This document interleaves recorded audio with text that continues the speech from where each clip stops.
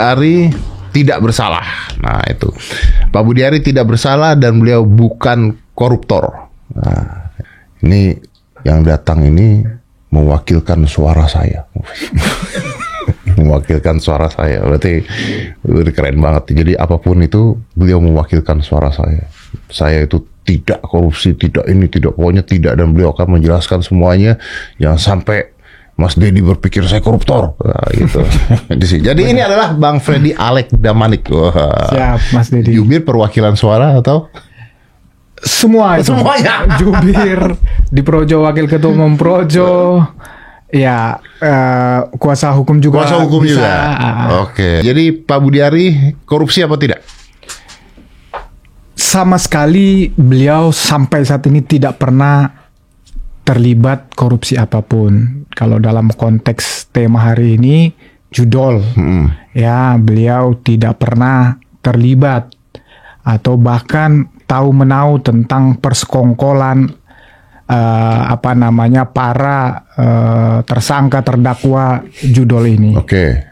Ya. Katanya Cak Islah kemarin, itu kan ada kejadian Cen Tony ngasih duit ya, kalau Anda tonton ya, pakai bungkus kopi, rumahnya 500 juta, itu kan, dan itu ada di BAP katanya.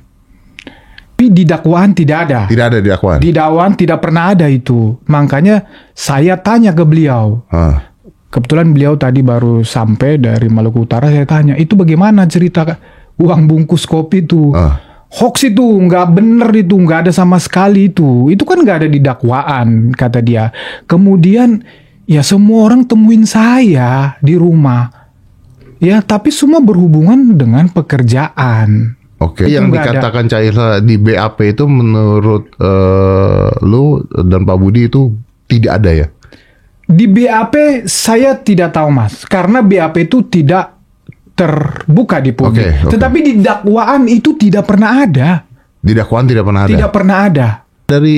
Dari pemeriksaan itu yang diberikan ke kejaksaan kan ada pengakuan tuh, PM berapa, ini berapa, itu berapa. Terus sudah gitu akhirnya orangnya terus mengatakan enggak, beliau tidak terlibat. Ini kan ada dua hal yang berbeda nih, bro. Iya, yang satu itu mengadu, bukan mengadu. Yang satu diperiksa mengatakan bahwa Pak Budi dapat 50%, setelah itu tidak jadi, gitu kan? Iya, jadi gini. Di dalam hukum itu ada istilah iunus testis, nullus testis. Artinya satu saksi bukan saksi. Ya, katakanlah film koboi-koboi begitu ya. Satu kampung itu dipaksa ditodong senjata misalnya, ini contoh. Kemudian nggak usah misalnya, berarti menurut lu pada saat pemeriksaan dipaksa gitu? Saya tidak mengatakan itu. Saya cuma misalnya lu soalnya kayak kesana. Saya cuma mau menggambarkan dari sisi kesaksian ini. Kemudian jadi satu kampung itu mengatakan bahwa si A itu pembunuh. Kan begitu. Tapi pada saat si kampung itu ngomong dengan todongan senjata. Pada saat itu mereka diancam supaya lu ngomong itu ya, kan begitu. Yang saya mau kasih tahu adalah secara hukum itu kesaksian mereka itu walaupun banyak orangnya, ya tetap bernilai satu. Ya, ini nilainya juga paling bawah. Harus ada bukti. Harus ada bukti-bukti lain yang menguatkan. Nah, dalam hal ini jangankan bukti lain, Om. Ya, bahkan ya kesaksian lain, keterangan para terdakwa lain sudah mematahkan itu. Itu kan namanya Zulkarnain. Zulkarnain itu tidak pernah mengatakan itu. Yang bilang iya siapa? Yang mengatakan bahwa ada itu dari setahu saya dari keterangan terdakwa yang kominfo itu. Kan gini, Om. Itu kan pembagian jatah. Ya, sekian PM. Nah, jatah PM itu diterima oleh si Zulkarnain. Ya, ini dalam dakwaan ini, bukan kata saya. Kemudian diterima si Zulkarnain. Nah, Zulkarnain yang menurut di dakwaan itu menerima sudah menyatakan tidak kemana-mana. Duit itu tidak ada kemana-mana sama dia semua. Kemudian dia sudah mengatakan Budi Ari tidak tahu menahu tentang kesepakatan dan pertemuan itu. Selesai dong. Ada orang yang mengatakan bahwa mungkin Zulkarnain ini dibungkam juga gitu.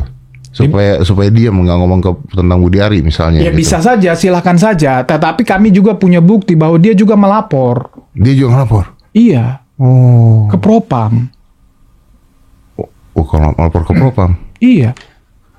Tentu kalau? Ya kalau yang saya bilang tadi. Ada. Kita.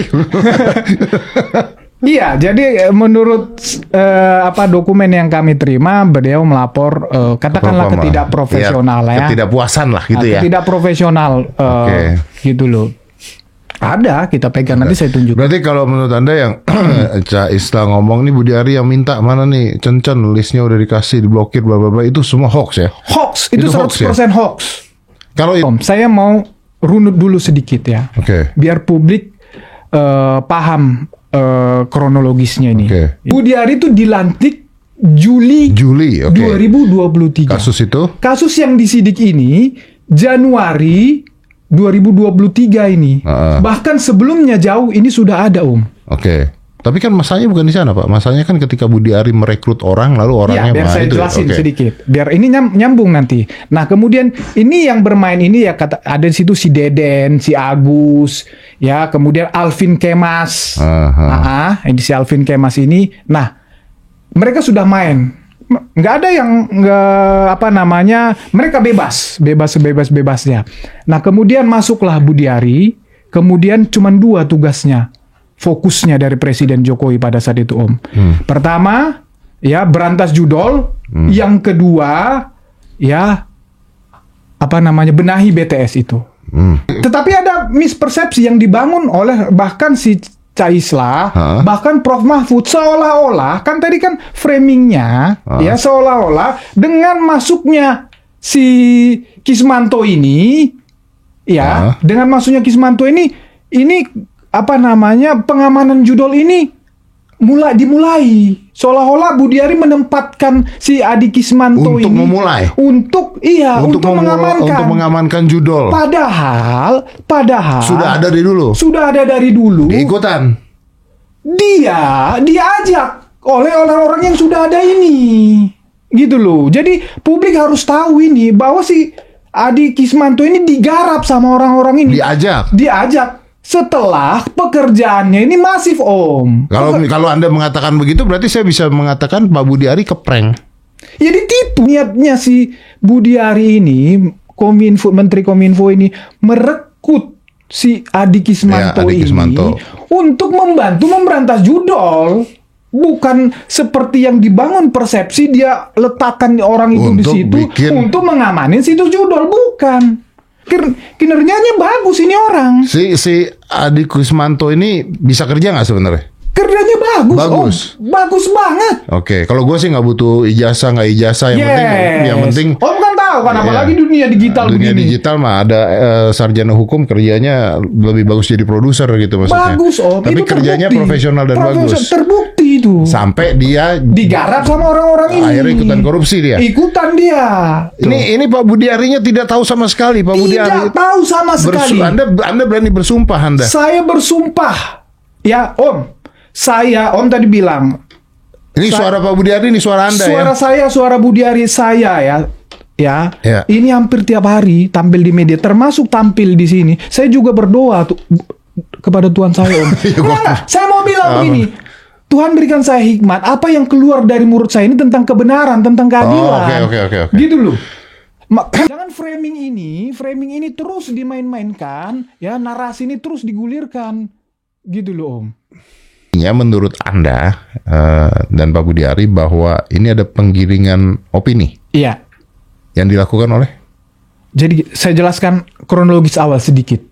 Ya, awal ini booming, Om. 14 Mei dakwaan itu dibacakan.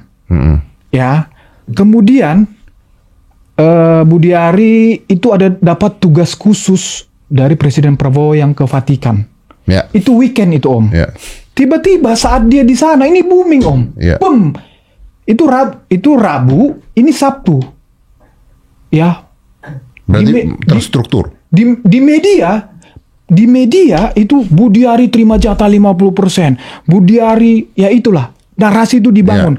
Padahal ini sidang ini Ini cuma 15 menit, bahkan dakwaan saja yang dibacakan cuma ujung-ujungnya saja, Om. Yang narasi di media itu tidak ada dibacakan. Bahkan media tidak, sampai sekarang, itu tidak ada punya rekaman itu.